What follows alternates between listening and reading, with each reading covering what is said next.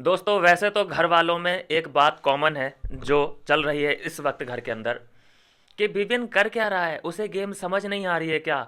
उसे समझ नहीं आ रहा है कि अविनाश ईसा उसका फ़ायदा उठा रहे हैं। अरे उसकी बीवी आई, एक बार नहीं आई, दो बार आई और कह के इसे सिखा के गई कि तेरे दोस्त कौन है, तेरे दुश्मन कौन है। लेकिन ये अब भी उन्हीं की शरण में है। अरे बड़ा फूल दिख रहा होगा, गधा दिख रहा होगा। एक ये इनकी तरफ से बयानबाजी होनी शुरू हुई है कल से, और उसी को लेकर के अब मुद्दा छिड़ गया है कि जब वो तुम्हारे लिए मैटर ही नहीं करता, जब वो तुम्हें उसका गेम फूल लगता है, वो नामाकूल लगता है, लेकिन उसके यहाँ से निकली एक एक बात को तुम पकड़ के भी बैठ जाते हो, तुम बॉदर भी हो जाते हो। करणवीर मेहरा, जब तुम्हें उससे कोई फ़र्क ही नहीं पड़ना चाहिए तो अभी ये फ़र्क क्यों? अभी आप देखेंगे दोस्तों कि जो अपडेट आ रही है लाइव से, एकदम वही मुद्दे जो बीबीएन से जुड़े हैं, जो माँ बेटे वाला रिलेशन है, वही सब मुद्दे, बीबीएन से जुड़े मुद्दे ही घर के अंदर चल रहे हैं। और बीबीएन इसी बात को लेकर उठा रहा है सवाल कि जब मैं तुम्हारे लिए मैटर ही नहीं करता, जब तुम ये कहते देते हो कि मैं एक बोरिंग आदमी हूँ, मैं तो गेम में हूँ ही नहीं, मेरा इन्वॉल्वमेंट नहीं है, लेकिन इतने बड़े बड़े मुद्दे हुए हैं घर के अंदर।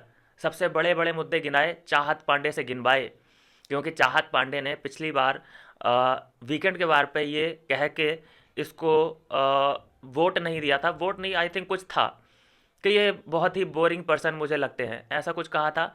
और पता नहीं क्या था वो टास्क। तो उसी से कहलवाया कि बता सबसे बड़े मुद्दे बता इस घर के पूरी जर्नी में। तो सबसे पहले बताया उसने कि एक मुद्दा था तुम्हारा माँ बेटे वाला सीन, कि जो माँ बेटे वाला सीन चला है तो उसमें भी तुम थे। दूसरा मुद्दा अविनाश एंड तुम्हारा था, जो अविनाश ने तुम्हें नॉमिनेट किया लेकिन तुमने कोई रिएक्शन नहीं दिया। तीसरा मुद्दा वो राशन का, जो राशन चलता रहता है, वो तो एक कॉमन मुद्दा है। तो बड़े मुद्दे जो थे उसमें विवियन शामिल था। तो आप कैसे कह सकते हो कि पूरे इस जर्नी में, पूरे बिग बॉस की इस सीज़न में विवियन का कोई इन्वॉल्वमेंट ही नहीं था, या वो फूल था? और अगर वो फूल था तो इस उसके साथ जो ये इंसिडेंट हुए, ये इतने हाईलाइट कैसे हुए? जब वो तुम्हारे लिए मैटर ही नहीं करता तो उसकी बातें इतनी बॉदर क्यों करती हैं तुम्हें? इतने बड़े बड़े इंसिडेंट तो अविनाश के साथ हो चुके हैं। जो अविनाश का वो पूल वाला सीन हुआ, एलिगेशन लगे, अविनाश को इविक्ट कर दिया गया था शुरू में ही घर वालों द्वारा, वो बड़ा मुद्दा नहीं साबित हुआ, लेकिन विवियन से जुड़े मुद्दे बड़े साबित हो गए। तो इसका मतलब तो मैटर करता है ना। तो ये जो बोल देते हो कि अरे बड़ा फूल दिख रहा होगा, बड़ा गधा सा दिख रहा होगा, तेरी बीवी तुझे देख रही होगी तो अपना सर जो है पत्थर में मार रही होगी कि मैं अभी किसको समझा के आई। कल यही बात कह रहा था जलनवीर, लेकिन अब वो बंदा मैटर भी नहीं करता, लेकिन उसी की बातों से तुम अपनी रोटियां भी सेक रहे हो, तुम्हारा कंटेंट भी बन रहा है। दोस्तों आप देखेंगे आज कि बुरी तरह से ये शिल्पा के पीछे पड़ा है। शिल्पा को ऐसे इग्नोर कर रहा है, इग्नोर भी नहीं कहूँगा दोस्तों, बिल्कुल ऐसे डिसरिस्पेक्ट कर रहा है शिल्पा की कि जैसे पहले, बहुत पहले से ये इंतज़ार कर रहा हो कि ये दिन कब आएगा, ये अलग होने का दिन कब आएगा। एक क्लिप देखा मैंने जिसमें ताज़ा ताज़ा अपडेट ये है कि शिल्पा मांग रही है टाइम कि अपन दोनों लोग बैठते हैं, जो भी हुआ है उसे सॉर्ट करते हैं। तो ये क्या कहता नजर आ रहा है जलनवीर, क्योंकि इससे पत्ता साफ करना है। अब ये समझ चुका है कि यहाँ से अब शिल्पा को पालने का कोई मतलब नहीं बनता। ये कहता नजर आ रहा है शिल्पा से कि देखो अगर अब हम लोग बात करेंगे तो तुम एक बेटे को खो दोगी, एक बेटे को खो दोगी। अब देखो इस माँ में विवियन को तो कोई इंटरेस्ट है नहीं। विवियन ने साफ साफ बोल दिया कि माँ तू भी जा और बेटे तू भी जा, माँ बेटे यहाँ से दोनों कट लो, भागो यहाँ से। तो उसने तो भाई, वो पहले भी अलग ही था और अब भी भाई, पहले ही कितनी बार रिव्यू मिल चुका है। फराह खान आई थी, उसने भी बोला है कि विवियन को, शिल्पा अगर तुम आज चली जाओ कहीं पे भी, वो कभी तुम्हारा था ही नहीं। और उसने कई बार ये बोल रखा है, लेकिन तुम्हें क्योंकि एक एंगल सेट करना था, तुम्हें अपना कंटेंट बनाना था, तो तुमने ये नारा लगाया मेरे दो अनमोल रतन। बल्कि ये तो जग जाहिर है, सभी जानते हैं, शिल्पा भी जानती है कि मुझे विवियन में इंटरेस्ट है, विवियन को मुझ में नहीं है। तो ये बात जानते हुए भी वो क्यों लगी रही विवियन के पीछे?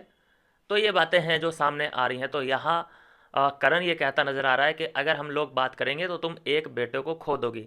तो शिल्पा कहती नजर आ रही है कि वैसे भी मैं एक को तो खो ही चुकी हूँ, मतलब विवियन को मैं खोज चुकी हूँ। विवियन ने साफ साफ इनकार कर दिया कि तू मेरी माँ नहीं है, तो ले दे के तू ही बचा है, तो तू मत नाराज हो मुझसे, चल अपन लोग बात कर लेते हैं। लेकिन शिल्पा ये नहीं जानती कि वो अब पीछा छुड़ाना चाहता है, इस रिलेशन की एक्सपायरी आ चुकी है, ये बात समझनी होगी। यहाँ कोई उसे इस बात का बॉदर नहीं किया है, वो इस बात से बिल्कुल भी हर्ट नहीं है कि तुम विवियन को क्यों सॉरी बोल रहे हो। उन 50 दिन के लिए स्प्लिट किया, उसके लिए सॉरी सॉरी सॉरी सॉरी जो विवियन को बोला जा रहा है, उसके लिए करणवीर ये बुरा लगा ही नहीं है उसको। वो तो खाली एक्टिंग कर रहा है कि वो मुझे, भाई करण को भी कोई चीज़ बुरी लगती है क्या, बेवकूफ़ बना रहा है साड़ा। तो करण ने एक ये बुरा लगने की एक्टिंग की है और कुछ नहीं किया है, क्योंकि उसे ये रिलेशन ख़त्म करना है। जैसे होता है ना, जब ब्रेकअप जब करती हैं लड़कियां, तो किसी भी बात पे हर्ट हो जाती हैं, रोने लग जाती हैं, फिर बाद में जब ब्रेकअप का टाइम आता है कि तुमने मुझे बहुत परेशान किया है, तुमने मुझे बहुत हर्ट किया है, ब्रेकअप ब्रेकअप ब्रेकअप, जाओ कट्टी, बस हो गया। फिर लड़का अपने आप को ब्लेम कर रहा होता है कि ओ यार लगता है मेरी ही गलती थी, मैं ही शायद उसको ज़्यादा दुख देता था, छी कितना गंदा हूँ मैं। भाई ब्रेकअप तो अलग करती हैं लड़कियां, रिग्रेट में अलग डाल देती हैं लड़कों को। भाई लड़के लोग जो हो गया सो हो गया, ठीक है, इन चक्करों में मत पड़ो कि तुम ही जिम्मेदार थे ब्रेकअप के। लड़का कहाँ ब्रेकअप करता है यार, लड़का नहीं करता ब्रेकअप भाई। आज तक मैंने नहीं सुना कि लड़का, मतलब चलो एक दो केस रेयरली केस होते होंगे कि लड़का परेशान है लड़की से और वो ब्रेकअप। भाई पहली बात तो रिलेशन में अगर लड़का आएगा और उसे ब्रेकअप, मतलब वो आएगा ही क्यों फिर, अगर उसे रिलेशनशिप रखना है तो। ऐसा टाइम पास थोड़ी ना, इतना टाइम थोड़ी ना होता है लड़कों के पास भाई।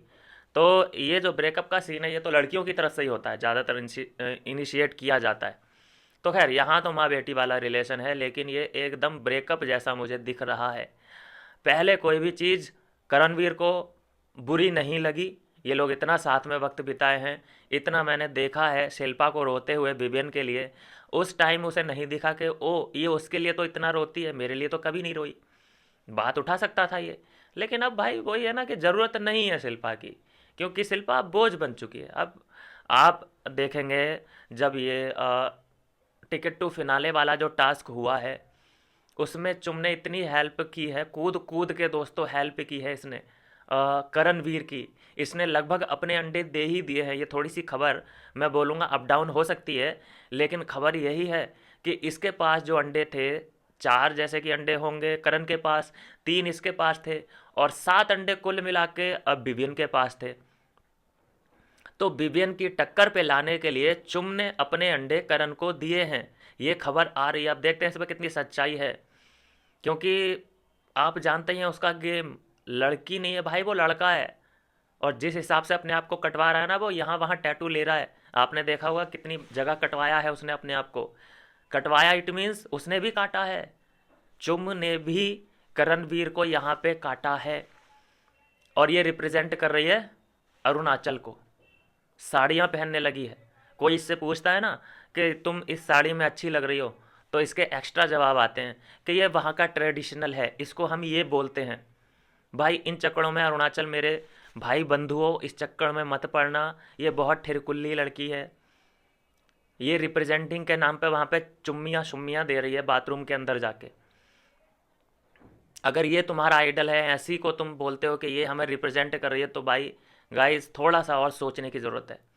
बाकी वी लव यू भाई, अरुणाचल से मैं इतना प्यार करता हूँ। मेरा मौका लगेगा तो मैं आऊँगा घूमने के लिए उधर। अरुणाचल वासियों, लेकिन इस चुम्मी पे तुम ट्रस्ट मत करो, ये वैसी लड़की नहीं है कि तुम्हें कहीं पे तुम्हारा नाम रोशन करे। अरुणाचल का नाम ये लेती है ना, मेरा खून खौल जाता है, आई स्वेयर। मिलता हूँ दोस्तों नेक्स्ट वीडियो में नई अपडेट के साथ।